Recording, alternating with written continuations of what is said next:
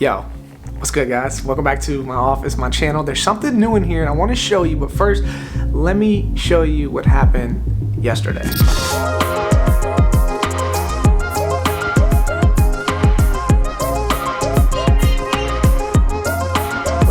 Day two, putting the couch together that I went to get. I had to go back this morning because yesterday IKEA gave me the wrong couch. I had to take it back this morning, get it going. I swear we're about to talk about the cameras and the gear. Shooting on the R6 now. Got a chance to let the R6's battery charge fully, so now I can shoot with this camera. I'm shooting on it 4K, 24 frames per second.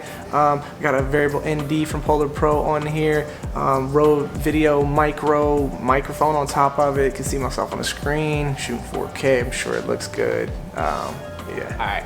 Y'all ready? Let me show y'all. Oh man, it is a grass wall in my office now with my black couch and the grass wall for a cool backdrop. Let's talk about the sponsor of this video. All right, so to start off, I had a shitty couch and I wanted to get rid of it. So I bought a new couch and I had to put that new couch up. And I also put some new canvases up on the wall in the background. I'm really just trying to spice up my place to make me feel a little bit more inspired and motivated in this space. I've also been all over the place with my office setup, so I wanted to add some new touches to it and make it look a little bit more unique, look me, and just feel better and more cool in general. So here we are. Skillshare is an online learning community where tons and tons of people can come to learn and explore creativity and new skills. New skills such as photography and editing photos, or videography and editing videos, or styling your space. As I'm sure you've seen before in previous videos, I've talked about styling your space and how important it is as a creator to have a cool, nice, vibey area when you're trying to edit down your work. A space where you can relax, a space where you can think and create and be free. On Skillshare, they have plenty of different courses that you can watch to learn about styling your space, and like I said, they have other videos that you can learn videography and photography on as well. Skillshare only costs around 10 bucks a month, and I think it's just crazy that you can learn so many new things for around 10 bucks a month. That's insane. But not only that, the first 1,000 people that click that link down below can get a free trial at Skillshare to explore like tons of different things and skills on this platform for free. Not to mention, my best friend YC Imogen has a whole course on Skillshare where you can learn about pre-production when you're doing music videos or just any type of project that you have coming up. Yo, click that link down below and definitely go explore your creativity with learning how to style your space or just whatever it is on there that may spark your interest. Go check it out. So let's talk about why I got a Canon R6. I got the Canon R6 because it was, first of all, cheaper than the Canon R5. Not only was it cheaper, but at the time when it was first coming out, I heard less problems about the R6 than I did the R5. Now, recently, they've done updates on the cameras and they found out that the overheating wasn't actually the camera getting hot and overheating. It was actually some type of tech issue or some type of tech timer that they put on the cameras to make it say it was overheating, but it really wasn't. I'm not sure and I don't really care about all the gossip. My thing is, I got a chance to test out the R6 because my best friend YC Imogen got one and it's freaking amazing. I got to shoot a music video with my little brother on it and the quality of the camera was just crazy. Even though it shoots in IPB, the 4K was full frame, and it just looks great. Even when I'm coloring it down, it looked really good. The screenshots from it, the quality of the videos, it was sharp. It just looked really, really good when we shot a music video with it. Not only that, but I tested it out with shooting like vlog stuff, and having this screen right here is definitely helpful. It's helpful right now in this situation. It's helpful in general when shooting vlogs or time lapses or anything. Just having a swivel screen is amazing, which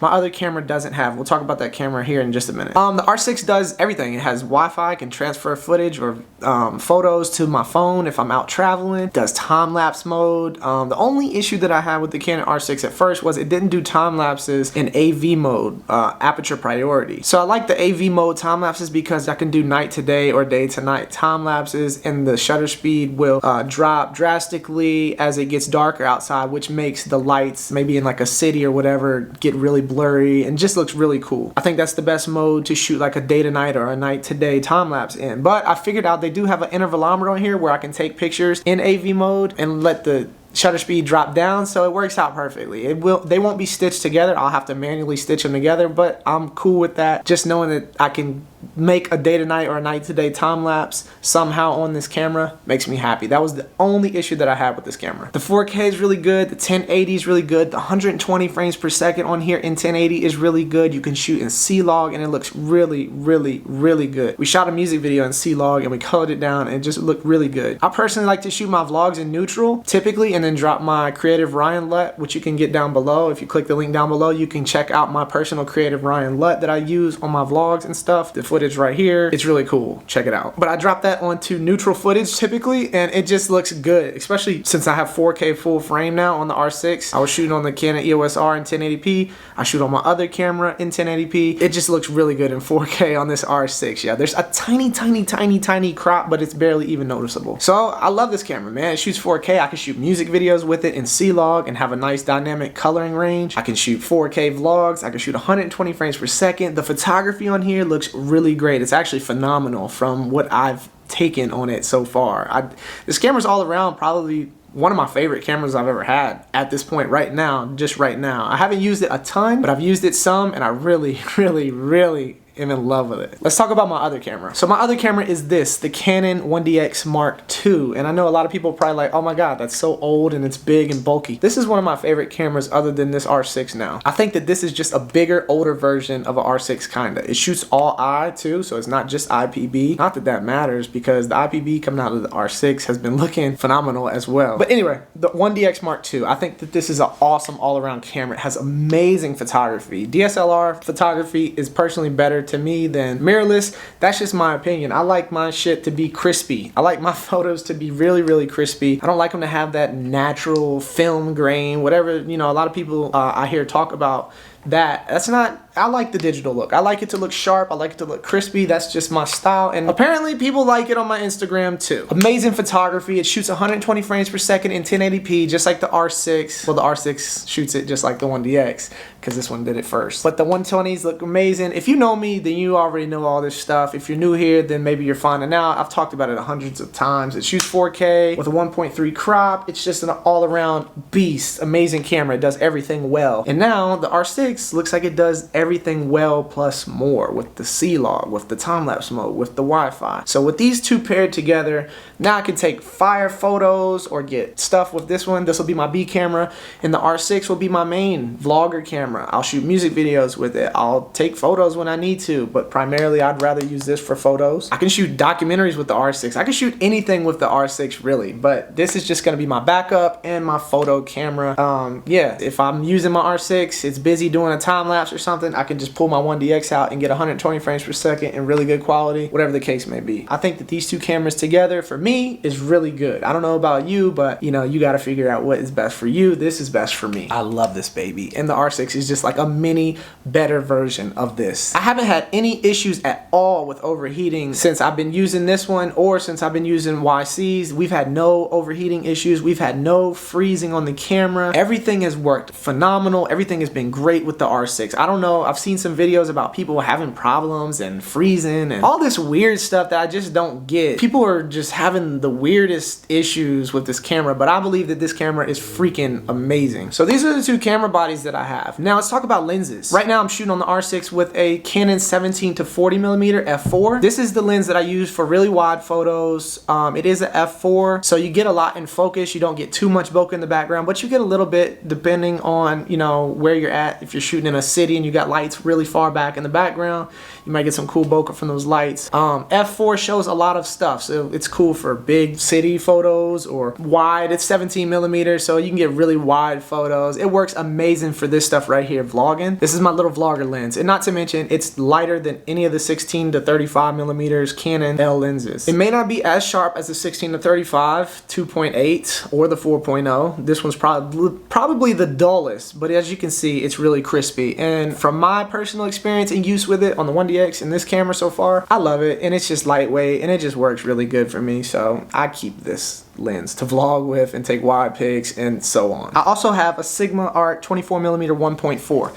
Love this lens. It's like semi-wide, very sharp, very crispy. I take photos with it because 24mm is like my favorite focal length. It's just wide enough to get stuff all in frame. I just really love the 24mm. I'll take photos with that. I'll get B-roll with it. I'll shoot some videos in here. I was shooting a lot of my YouTube videos that were here in the office on it, and yeah, that's my favorite lens of all time, I think. All right, I also have the Sigma Art 35mm 1.4, and I think this is just beautiful for like portrait photography, for cool B-roll shots while I'm out in the field. 35 is just a really great focal length besides 50. 35 to 50 is around your natural eye, what you see out of your eye. So I think it's really pleasing for this focal length, and 50mm focal length just for people to see because it replicates what we see out of our eyes. 35 is really great for B-roll, for music videos, for photography. It's all around a beast for anything. Last but not least, I have the Canon 100mm macro, and this is a really good lens for up close details. If you're trying to like get the wrinkles on your skin or take a shot of the pupil on your eye and just get a lot of really close up details, product shots, product B-roll, or even if you're trying to get some long range shots with B-roll, you can use this as well. If I'm driving in a car and I'm riding through a city and I want to get some B-roll, I might throw this bad boy on and get some B-roll of the city, and it's really icy. Let's not leave that out. This lens is really sharp and icy. It looks so good. So this is another, you know, one of my magic tools. Really love that. And that's it. I am probably gonna get a 50mm prime just because I need a small 50mm for certain shots. So as you can tell, I have one zoom lens 17 to 40 that I vlog with, and then everything else is prime lens 24, 35, 100, and I plan on getting a 50. And the reason that I have all primes is because they're a little bit sharper than zoom lenses, and they're for like projects when I'm shooting a music video or a documentary or a promo for somebody's business or brand. I want the sharpest, best quality I can get. I don't want to use zoom lenses, and zoom lenses tend to be heavier. So if I'm using a Ronin or something and I'm trying to balance it, the heavier lens is going to be harder to balance. So I like to have my primes because they're not as heavy and they're better quality. So that's why I kind of have all those different focal lengths in prime, and this one zoom lens. This one zoom lens is for vlogging. My battery is about to die on the R6, and I haven't overheated yet. I've been shooting for 12 minutes straight on this camera. It's not gonna overheat, man. Stop worrying about this camera, whatever. Stop worrying about all the things that you see online, and actually just test the camera out for yourself to get an idea, because a lot of people don't really know what they're talking about on here. I'm telling you. At first, I didn't want to get it. I didn't want to get the R6 or the R5, and I made a video about this, and it was because of other people and what they were saying about this camera influencing me subconsciously to not get the camera and to think bad things about it and think negative. And it wasn't until I actually got the camera in my hands and played with it that I realized half of the stuff that people were complaining about wasn't even an issue for me, and it still isn't. So consider the resources that you're listening to and actually just get a camera in your hands if you want to test it out and see for it yourself. Rent it out, man. There's plenty of gear rental places online that you can do. There's some here in Atlanta if you are local in Atlanta. There's places all over. You can order it online, they'll ship it to you, you can ship it back. Try stuff out, yo. Like I said, this camera is about to die, and that is the gear that I'm using right now. I hope that this helps you out. Maybe it did, just knowing what cameras I use and what I got. There's also a link down below where you can see all the gear that I use. I think it's like gear I use or all my filmmaking gear, something like that. I can't remember what it is, but there is a link down there where you can see all the other stuff that I use, from gimbals to lights to books that I read to everything. And not to mention, we're gonna talk about this wall and, you know, show more process of what's to come here in this office that I'm working on. This grass wall is like my favorite thing right now. It looks so good. If you're digging this grass wall, man, make sure to slap that like button. Drop me a comment if you have any questions about the R6 or the 1DX or the lenses or whatever, and maybe I'll make a whole video about all the gear that I'm using in the backpack that I use. What's in my backpack 2020, or what's in my gear bag 2020. Maybe I'll make that. Drop me a comment. Let me know, man. Other than that, my battery's about to die. Have a good day. Enjoy your day. Be creative and just have fun out here, man. And I'll see you guys in the next video. Peace.